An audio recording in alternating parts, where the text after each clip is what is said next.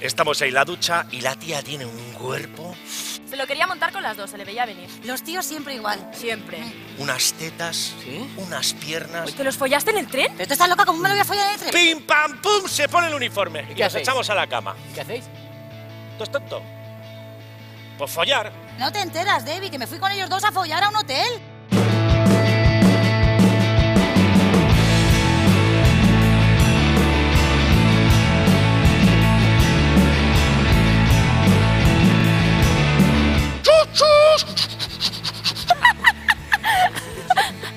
¡Dani! ¡Ratatata! ¡Ratatata! Sí, sí que te ha pasado. A mí me ha hecho gracia.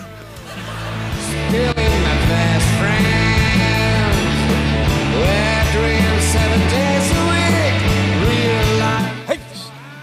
¿No se te pone?